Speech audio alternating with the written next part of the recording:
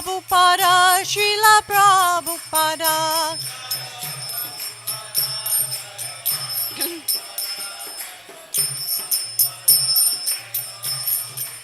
Jaya Prabhupada, Jaya Prabhupada, Jaya Prabhupada, Srila Prabhupada.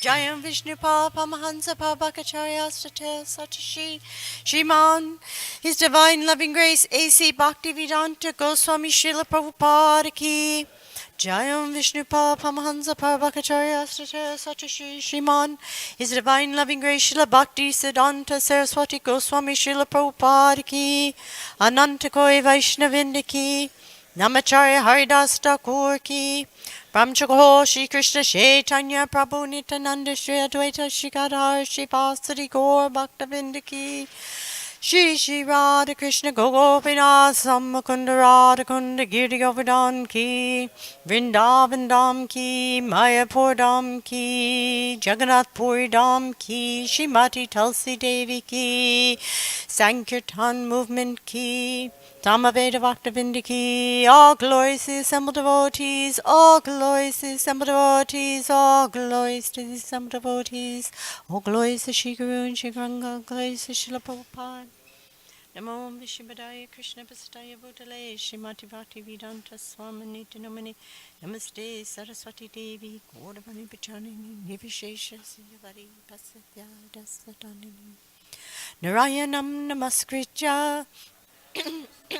Naram Chaiva Narottamam Devim Saraswatim Vyasam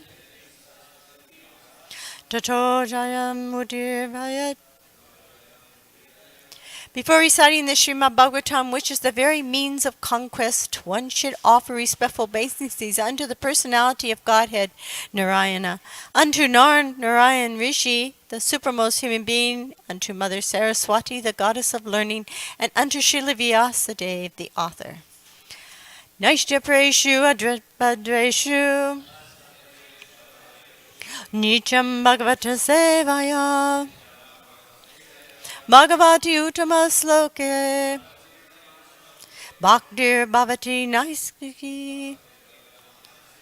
By regular attendance in classes on the Bhagavatam and by rendering of service to the pure devotee, all that is troublesome to the heart is almost completely destroyed, and loving service unto the personality of Godhead, who is praised with transcendental songs, is established as an irrevocable fact.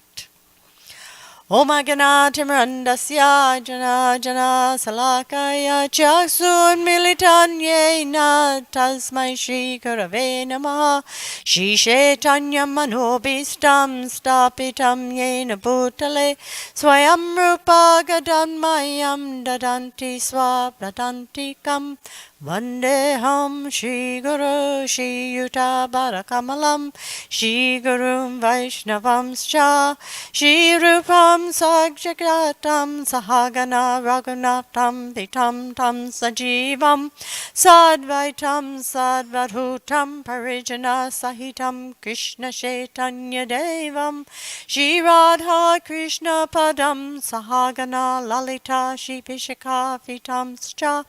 Hey Krishna Karuna Sindhu Dina Bandhu Jagapate Gopesa Gopika Kanta Radha Kanta Namosute Tapta Kanchana Gorange Radhe Vindavaneshwari Vishabhanu Sute Devi Pranamami Hari Priye Vanchakalpataruvhyasya Kripa Sindhu Piyevacha Patitanam Pavanevyo Vaishnavevyo Namo Namaha Shri Krishna Chaitanya Prabhu Nityananda Shri Advaita Gadadhar Shri Vasadi Gaur Bhaktavinda Hare Krishna Krishna Krishna Hare Hare Hare Rama, Rama Rama, Hare Hare.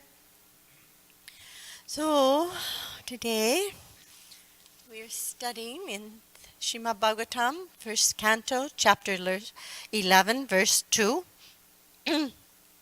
Krishna returns to Dwarka, and Sa Uchakase Dvavala Udara Dara Sa Uchakase Davala Dara Dara Api Uru Karmasya Adharasana Somina Piuru Karmaya Adharasana Somina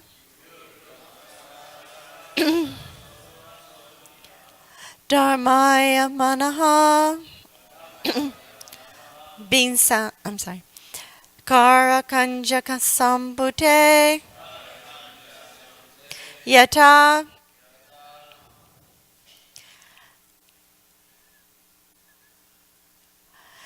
Dharmaya Manaha Karakanja Sambute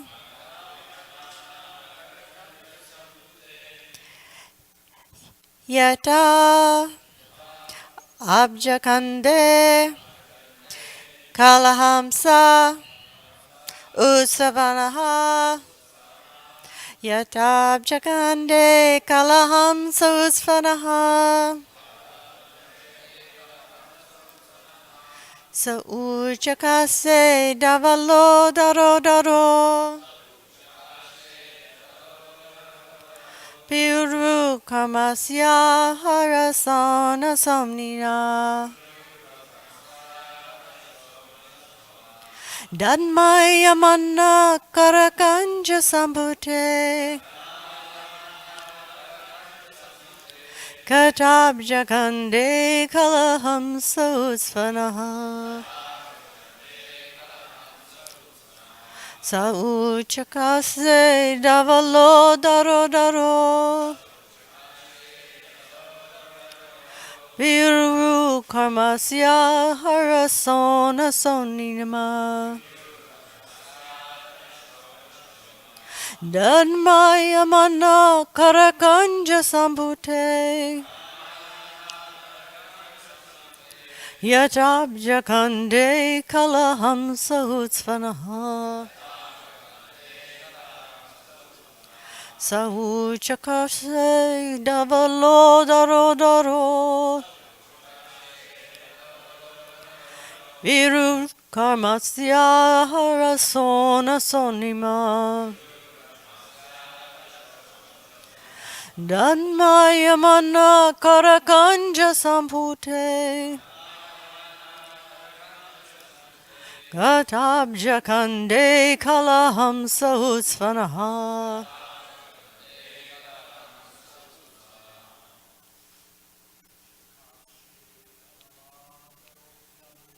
Sa Uchakase Davalo Daro Daro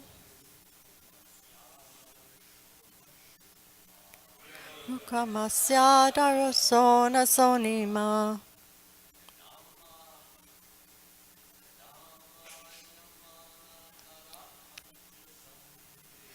Dadmaya Mana Karakanja Sambute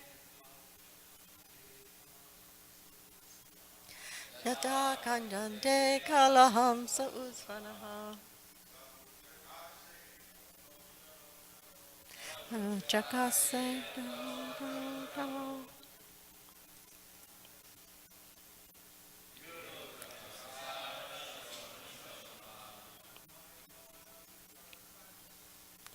Dadmaya Mana Karakanja Sambute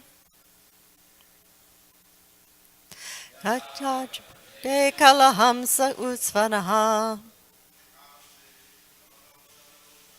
Sa Uchakase Davalo Daro Daro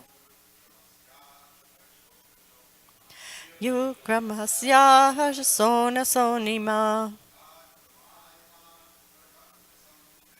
Dadmaya manaha karakancha kampute. Yagabjakande kalahamsa usvanaha. Sauchakase davalo daro daro. Vyukramasya yarsona sonima. Dadmaya manaha karakancha sampute. Yatabja kunde kalahamsa usvanaha. Tawushakase davalo daro daro. Vyukramasya darsona sonima.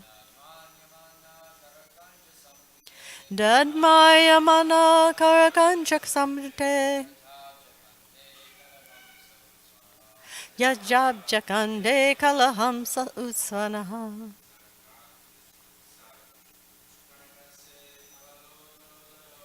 Sakuchakase davalo daro daro. Pivu kramasya hasona sonima. Dadmaya mana karakanchak sumpate. Yatab jakande kalahamsa usvanaha.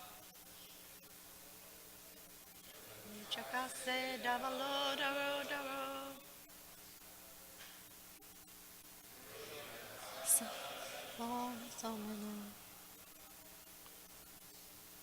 Dadmaya mana karakanja sampate. Yatab jakande kalahamsa asana. Vaishnavis? Chakase davalo daro daro. Pirukramasya sarasoni soni. Dhamaya mana karakancha sampate.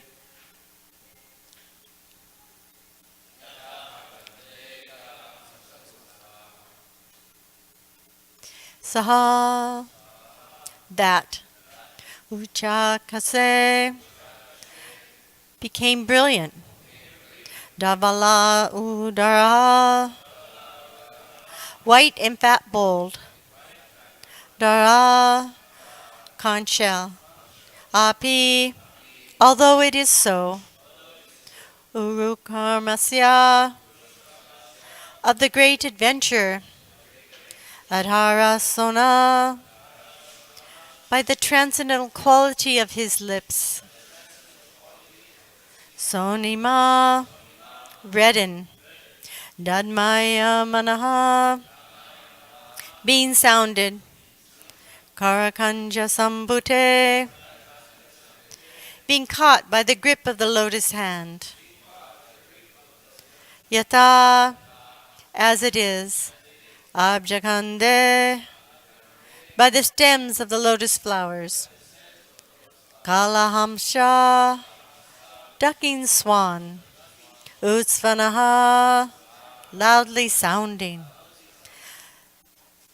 The white and fat bold conch shell being gripped by the hand of Lord Krishna and sounded by him appeared to be reddened by the touch of his transcendental lips. It seemed that a white swan was playing in the stems of red lotus flowers. Purport by His Divine Grace Srila Prabhupada. The redness of his white conch shell due to the lip touch of the Lord is a symbol of spiritual significance. The Lord is all spirit and matter is ignorance of his spiritual existence. Factually, there is nothing like matter in spiritual enlightenment, and this spiritual enlightenment takes place at once by the contact of the Supreme Lord Shri Krishna. The Lord is present in every particle of all existence, and he can manifest his presence in anyone.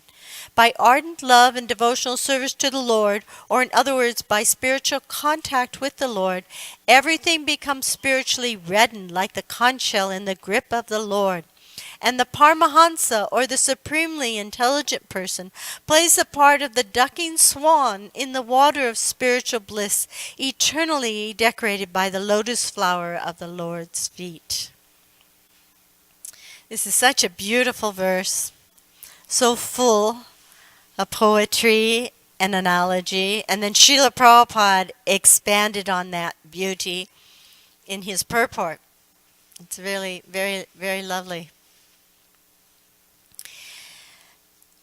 So this is the secret of being Krishna consciousness, is everything that comes in contact with Krishna becomes purified. And it sounds so easy. But we have been traveling in this material world for such a long time, and we have many bad habits. And so our tendency is for material enjoyment. And we have this anchor, like a boat has an anchor that impedes our movement in spiritual life. The movement of the boat is impeded by the anchor, and in the same way, our desire for material sense and gratification, it holds us back. The truth is, we are eternally connected to Krishna, and we have this eternal relationship with Krishna. We're just covered over and we've just forgotten. But how to awaken that relationship is given to us in the teachings of Srimad Bhagavatam.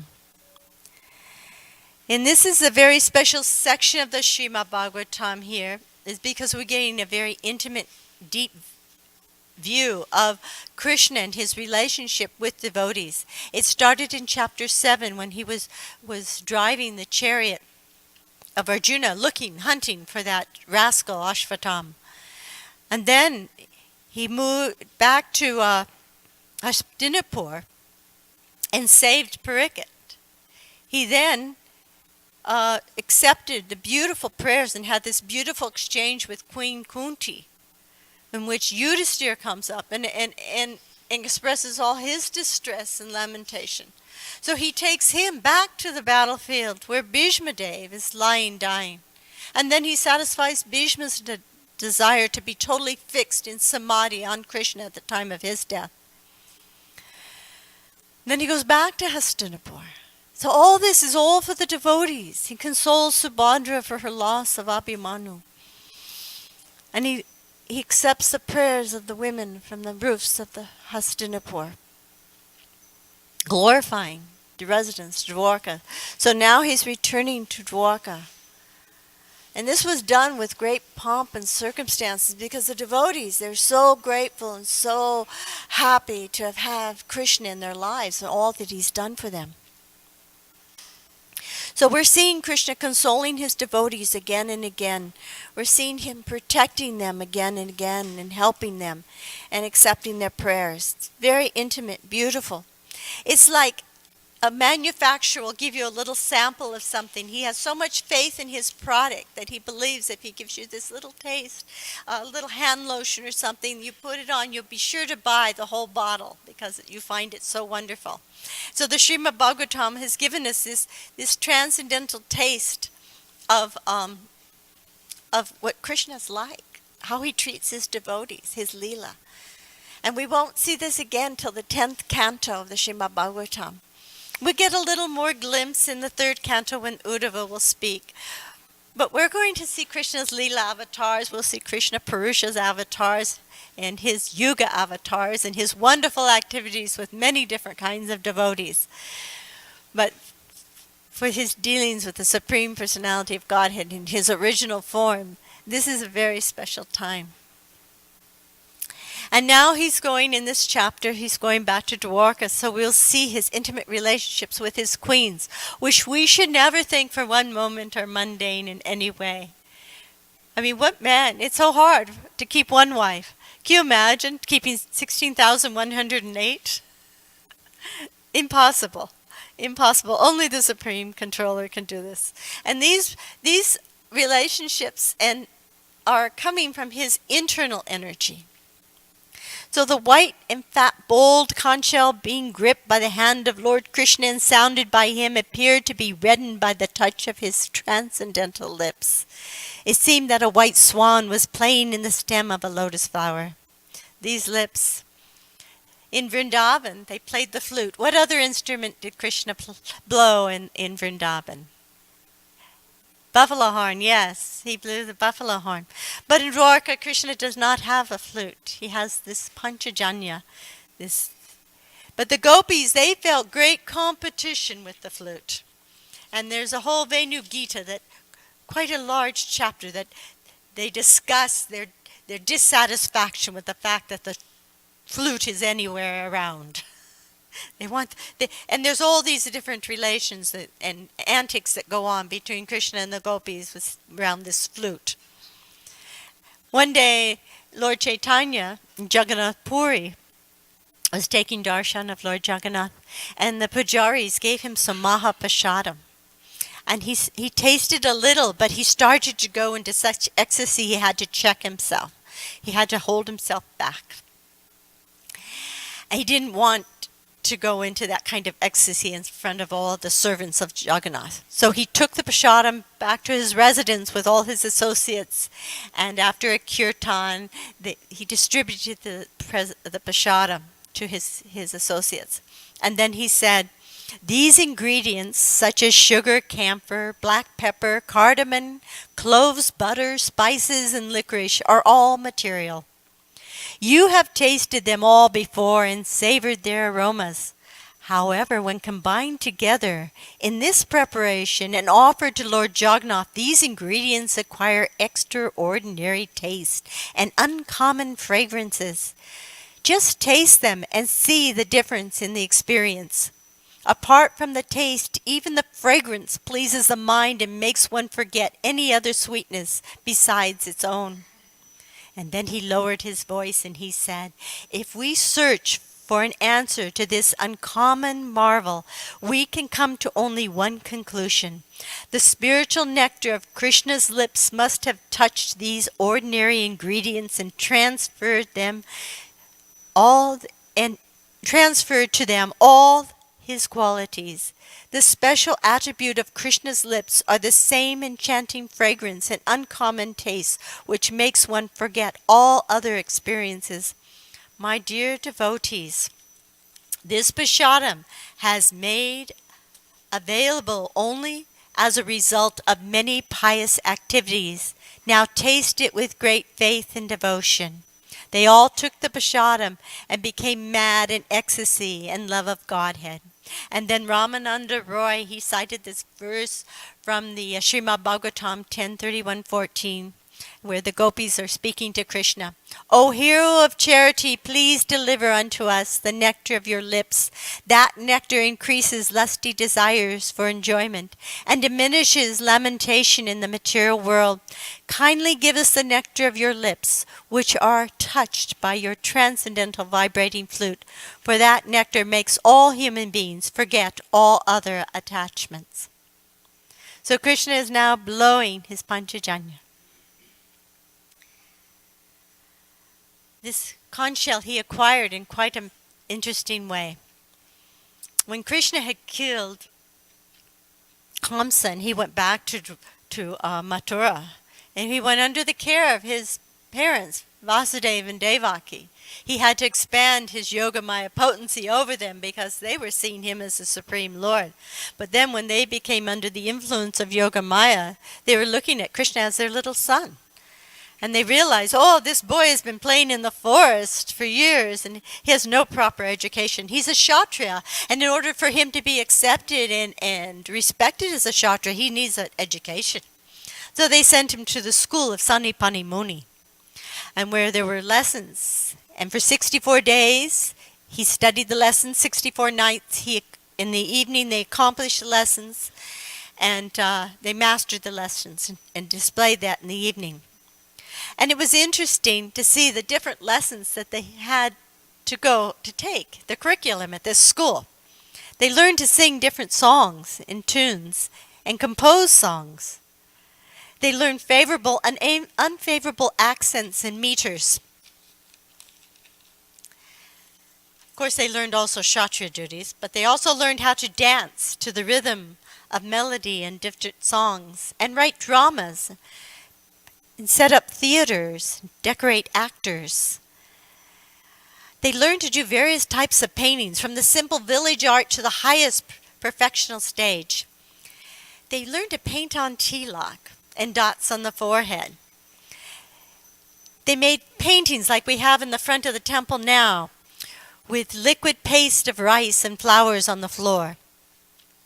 They learned to make a place of resting with flowers and decorate clothes and limbs with colorful paintings. They set valuable jewels and ornaments. They learned the art of wringing water pots. They put the water at different levels of the pot and then wring it, making a beautiful sound. And they learned to decorate with flowers, and Srila Prabhupada explains they still do this in Vrindavan today in the special occasions. And these beautiful decorations all over, when the guests come, it relieves them from the heat. They learned magical feats, and they learned to make beverages and syrups for different occasions, and some of them were intoxicating. They learned to make puppets dance, and they learned to string different wired instruments. They learned to make puzzles and solve riddles. And then after all this, which is the custom, they had to give Guru Dakshina, which is still the custom today. And so all of you who haven't taken initiation, when you take initiation, you give your Guru a nice offering. But please, acquire that ahead of time. In Vrindavan, it's a big problem. There's so many initiations. And they immediately come to the Matajis for Dakshina. We're poor women. We can't give you very much, so your offering will be very meager. So please, put your Dakshina together before your initiation. So when they went to the Guru and they asked him, what can we do for you? And of course, Sanipani Muni realized these were uncommon boys. He realized they were the Supreme Personality of Godhead. So he and his wife confer, and they said, we would like our dead son back. Their son had drowned in the ocean. So Krishna and Balaram went to the ocean. They called out to the ocean to return the son. And the deity of the ocean came up, and she told them, she said, I don't have your son, but a demon named Panchajanya. He took and killed the boy, and he lives in a conch shell in the ocean. So Krishna and Balaram went there immediately, and they killed the demon. And Krishna took this conch shell. This conch shell has become very famous because Krishna is using it. It was a home for a demon. What is that? What value is that? It would be destroyed here. But it was Krishna. Krishna took it and made it totally spiritual. On the Battle of Kurukshetra, Duryodhana, he tried to rally up his troops. He tried to enthuse Bhishma and Drona, and he tried to get them excited about going into battle and strong and forceful. And finally, he had them blow their conch shells. And when Bhishma Dev blew his conch shell, it sounded like a lion. The sound of a lion is quite dynamic. It's a very awesome sound. And all the Kurus blew their conch shells. And it was a tumultuous sound. But then Krishna blew Panchajanya. And Arjuna blew Devadatta, and Bhima blew Pundra, and Yudhishthira blew Ananta Vijay, and Sahadev and Nakul blew Sugosha Mani Pushpa. And this sound, the blowing of these different conch shells, become uproarious, vibrating both in the sky and on the earth, and it shattered the hearts of the sons of Dhritarashtra. It was so powerful. So now, after this long wait, the inhabitants of Dwarka had been waiting such a long time. Krishna left before the battle of Kurukshetra and was negotiating with the Kurus, trying to make peace. And then he stayed for the battle, and then he stayed in Hastinapur for such a long time, then returned to the battlefield while the sun moved, waiting for the death of Bhishma Dev.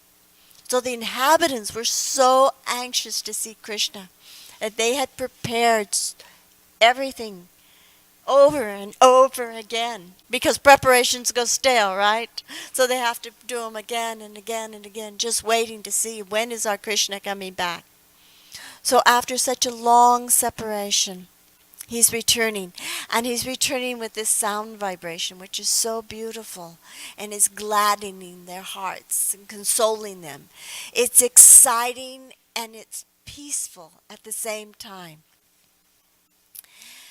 So it's stronger than the lion, it's greater than thunder. It's exciting and peaceful, and it's announcing the return of the Lord of their hearts, the dearmost master, friend, lover, and husband. Jai. So I'll end here. All glories to Srila Prabhupada. Do you have any questions?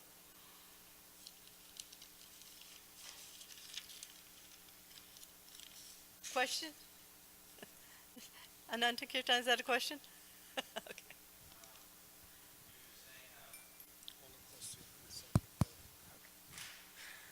You're saying how in Dwarka, Krishna doesn't hold a flute, No. but here we see that Dwarkadish is holding a flute. Yes, So I see that. Can you explain that? Well, originally, Prabhupada didn't name Rukmini Dwarkadish, the deities here. There was a devotee that, because Prabhupada did name this area, he did name our temple New Dwarka. And that was obvious because we were close to the ocean. And we had so many buildings, like palaces around. There were so many householders, and we had a lot more opulence than other temples in the movement. A lot more, way more. So in a way, it reflected Dwarka. But there was a devotee here that wanted to name the deities Rukmini Dwarkadish, and Prabhupada didn't want to name them that at first. And then he pressured him, and they said, okay.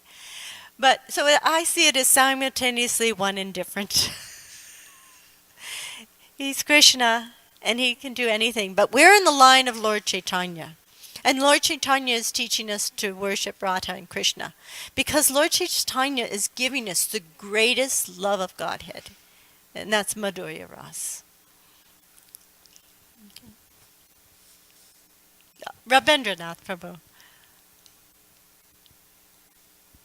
You said that Krishna has a conch shell in like Dwarka, but not a flute. Correct. But is there a statement in Shastra saying that he doesn't have a flute in Dwarka?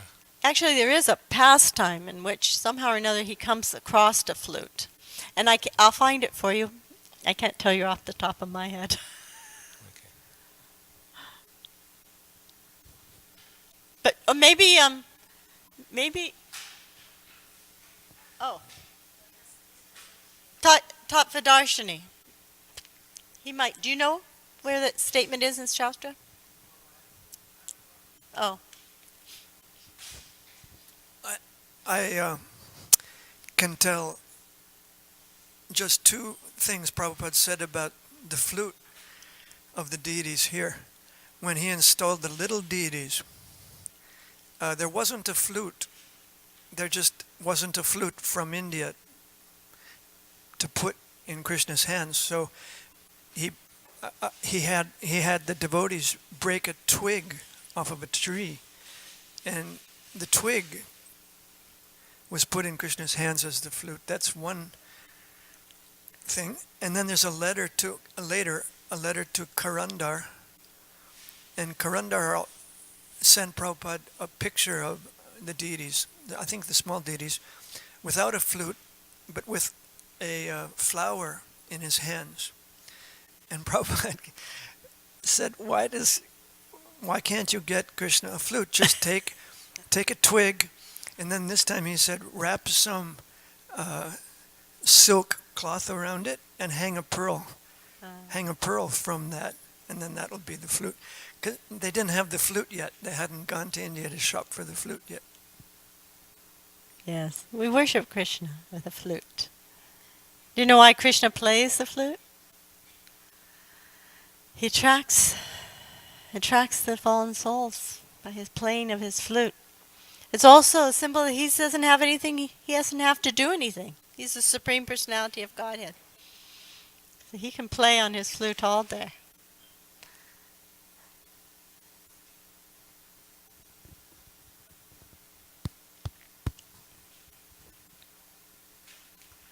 Thank you, lovely class.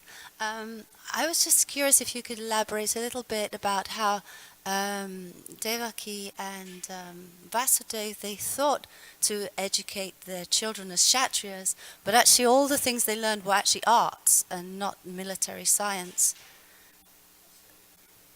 They were all the things they were learning were arts or artistic things, and there was no military no, science. that was the and things I things like- read. I thought it was so interesting that they were learning all these artistic things. Even psychology they learned. And they also learned diplomacy and Kshatriya type. Yes, Additional. yes. I thought it was so interesting that, they even learned to cut hair and curl it and color it. This is in the Krishna book. They learned all these arts.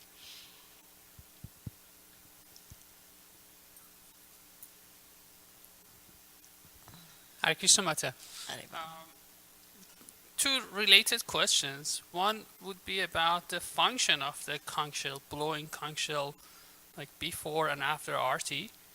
That's the first question. Then I heard that we don't blow conch shell in Vrindavan. Do we do that in Krishna Balaram temple? Yes, we blow the conch shell in Vrindavan. And the conch shell's blowing is announcing the coming of the Lord. The archic ceremony is a greeting of the Lord. So it's a beautiful sound. And it travels. It travels so far. So it may not sound as loud here, but you can hear it in the apartments across the street. Thank you for your excellent class. Very moving. I don't want to add to the controversy, but Prabhupada indirectly named our deities here in an arrival address, and it's on tape. And he arrived at the airport, he came to the temple, it was in the early 1970s. I wasn't here at that time, but it is on tape. And Prabhupada said, I am very, very happy to see all the devotees here, and I am particularly happy to see Sriman Radha Madhava. So I don't want to add to the controversy, but Prabhupada essentially did name our deities. Krishna is so mystical and he's so wonderful. And everybody has their different Ishtadev, their different deity they worship.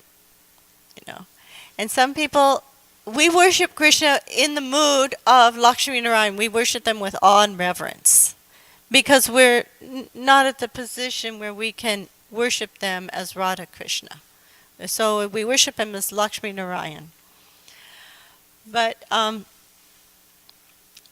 Krishna, he shows himself to the devotee according to that devotee's love for him.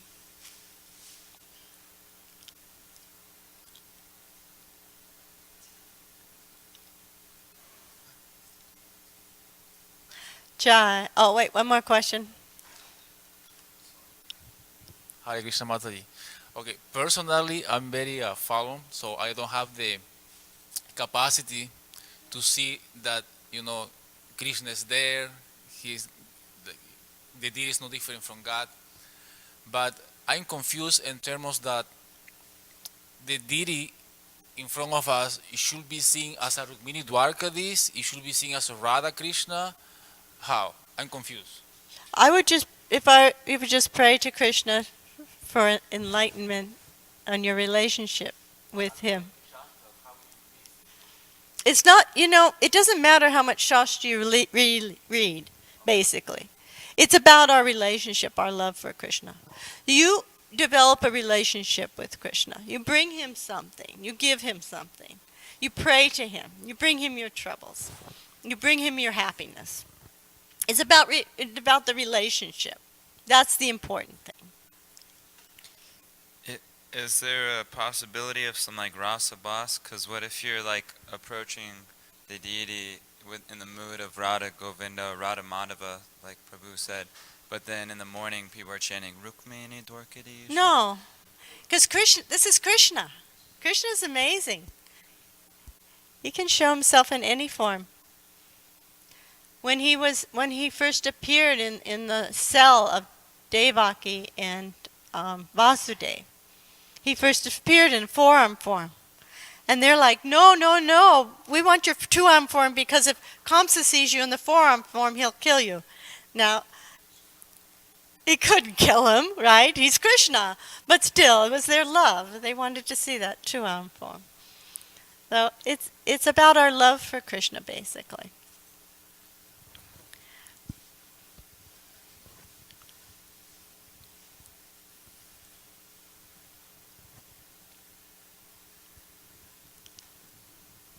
Srila Bhaktivinoda Thakur gave his ray of Vishnu's son a deity to worship. Which form of deity was that?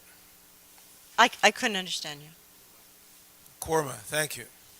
So does he not know that Radha Krishna is the highest form of, is he not in our line? Why would his father, a Manjari, give him a form of Kurma to worship? You know, we're getting just caught up in, should we rename the deities in Delhi from Parthasarathi to something else?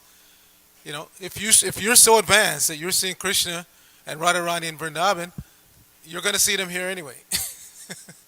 It's not that if we change the name of the deities, that then you will see them. If your heart, like she said, if you've given your heart to Krishna in that mood of Vrindavan worship, then you're going to see him everywhere as Vrindavan Krishnas. As Prabhupada said, if you're a pure devotee, worshiper of Radha Krishna, wherever you go, there's Vrindavan. So if you think we're in Dwarka here and you don't like it, then make it Vrindavan by being a pure devotee of Radha Krishna. All of this, you know, is not really necessary. If you don't see Rukmini Dwarkadish as being in Dwarka, you see them in Vrindavan, then you're going to relate to them like that. You're going to dress them like that. But you have to dress to a certain standard that Prabhupada established. You can't dress Krishna just in a dhoti and no top and, you know, just because you're seeing that way. You can't do that. No. We have a certain standard of deity worship in ISKCON that you have to follow. But if in your heart you're seeing him like that, then there's no harm. It's not like you have to force everybody else to see Krishna the way you see him. Prabhupada never did that. Prabhupada came here in front of these deities. I was here. Prabhupada was here for a long time. He bowed down in front of these deities and worshiped them just the way we're worshiping them now. And he said, this standard should be spread all throughout ISKCON. He said, you're worshiping these deities so nicely, this standard should be spread all throughout ISKCON. And that's what happened. That's why I don't understand. Yeah. Jai, all glories to Srila Prabhupada. Jai. And think of that story about Lord Chaitanya when you take prasadam from Rabindranath, Mahaprasadam from Rabindranath today.